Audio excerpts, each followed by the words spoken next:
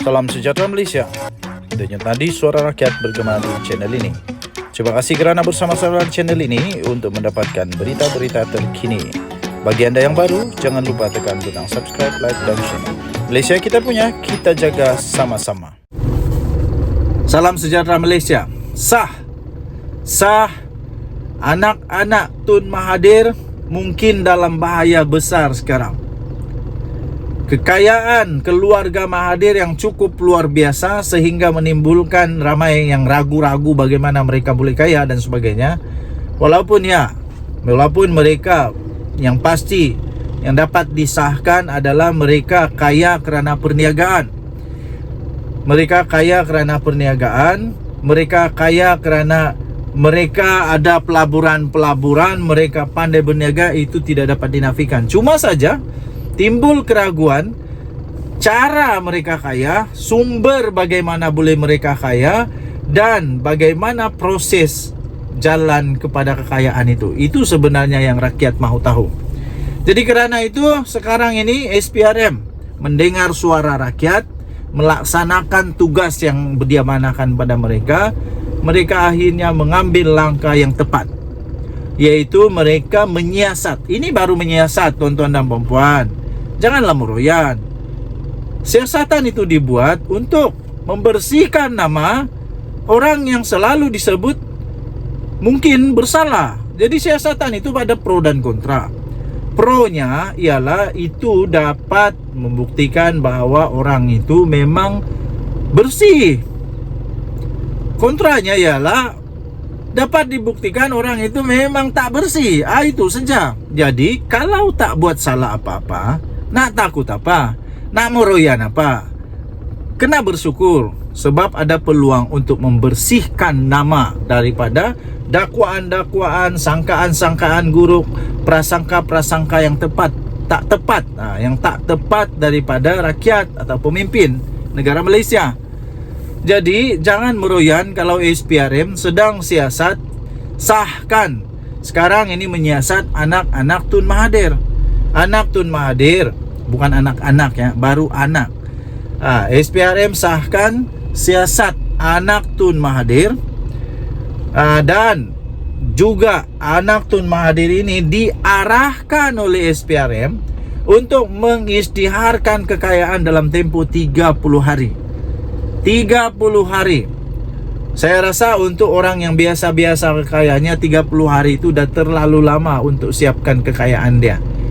Tapi kalau sampai tak ingat berapa banyak kekayaan, harta dekat mana, akaun dekat mana, pelaburan dekat mana, memanglah tak cukup 30 hari. Atau ada yang cuba untuk disembunyikan ke, ada yang cuba untuk diedit ke, untuk dimodify dan sebagainya. Memang tak cukuplah 30 hari. Jadi saya fikir pertama, masa yang diberikan oleh SPRM ni adalah cukup relevan, iaitu 30 hari. Cukup masa diberikan kepada anak Tun Mahathir ini. Jangan pula selepas ini jadi macam Tun Daim, diberi masa sebanyak 5 kali penangguhan. 5 kali penangguhan, lepas tu baru komplain pula, kata itu dan inilah macam-macam lah.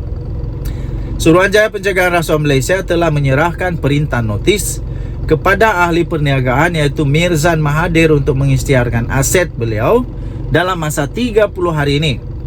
Di dalam siasatan berhubung dengan maklumat yang terdapat dalam kertas Panama.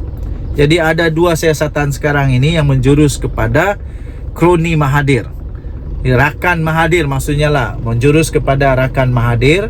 Pertama, Pandora Paper yang terlibat adalah Daim Zainuddin yang rapat juga dengan Tun Mahathir. Ada sejarah bersama dengan Tun Mahathir, ada kuasa yang besar di dalam negara Malaysia, mempunyai kuasa yang cukup besar di dalam kabinet Malaysia. Sebagai Perdana Menteri Tun Mahathir dan Menteri Keuangan Tun Daim Zainuddin. Itu kertas Pandora. Untuk Mirzan pula, tuan-tuan dan puan-puan, ini disebut sebagai kertas Panama.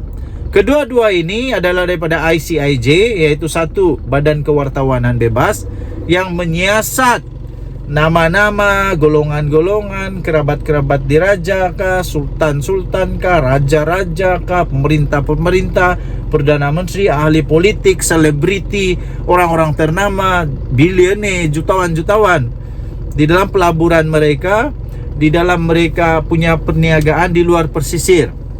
Di luar pesisir, ya, dapat disahkan ada yang legitimate, yang sah, ada yang tidak salah di undang-undang, tapi ada yang tujuannya untuk melarikan diri daripada teks, begitulah. Ada juga tujuannya untuk menyembunyikan kekayaan sebenar dan sebagainya. Jadi untuk kes Mirzan, itulah yang disiasat oleh SPRM, antara lainnya. Dalam kenyataan hari ini, SPRM berkata notis itu diserahkan kepada Mirzan yang merupakan bekas Perdana Menteri, Mirzan yang merupakan anak bekas Perdana Menteri Dr. Mahathir Mohamad semalam ketika dia hadir di Ibu Pejabat Suruhanjaya Anti Rasuah berkenaan di Putrajaya. SPRM mengesahkan telah memanggil ahli perniagaan yaitu Mirzan bin Mahathir semalam ke Ibu Pejabatnya di Putrajaya untuk membantu siasatan yang sedang dijalankan. Dilaporkan Mirzan telah hadir ke Ibu Pejabat SPRM pada jam 9.30 pagi dan satu perintah notis telah disampaikan kepada beliau di bawah Section 36(1)B Akta SPRM 2009. Jadi apa yang dilakukan oleh SPRM itu adalah ikut undang-undang karena ada akta yang diikut. Kalau tindakan itu tidak ada dalam akta, ya itu salah guna kuasa lah, itu penyelewengan kuasa, dan itu adalah bermotif politik, balas dendam dan sebagainya. Tapi kalau ada akta yang menyokong, itu maksudnya memang ada kes yang perlu disiasat untuk sama ada betul atau tidak. Harap-harap tak betul lah dalam kes Mirzan ni. Kalau betul, habislah nak kena jawab di mahkamah.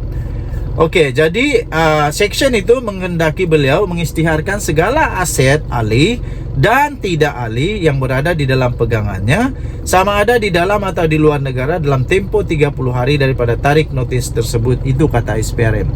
Jadi tujuan section itu hanya supaya beliau mengisytiharkan saja asetnya. Tidak ada apa-apa tindakan. Jadi hanya untuk isytiharkan sahaja.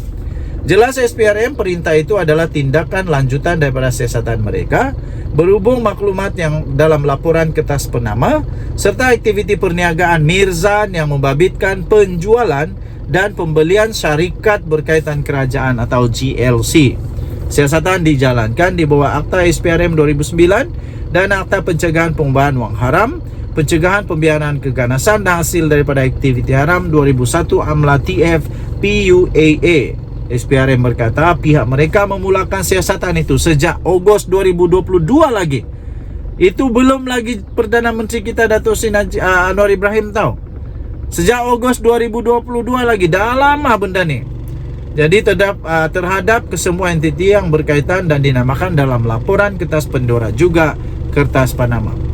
Sehingga kini seramai 10 saksi telah dipanggil bagi tujuan dirakam penyataan serta SPRM sedang mengkaji dokumen kewangan serta pemilikan aset dan entiti-entiti yang tersenarai dalam laporan-laporan tersebut dan siasatan masih lagi giat dilaksanakan, kata Suruhanjaya itu. Jadi tuan-tuan dan puan yang dihormati sekalian, untuk mendapatkan berita lengkap tentang perkara ini, anda boleh layari di malaysiakini.com yang telah diterbitkan semula. Anda boleh juga melayari di sahbudin.com.net 19 Januari 2024. Tajuknya SPRM sahkan siasatan sahkan siasat anak Tun Mahathir di arah isytihar kekayaan dalam tempoh 30 hari. Denyut nadi suara rakyat bergema di channel ini. Jangan lupa tekan butang subscribe, like dan share. Bye bye.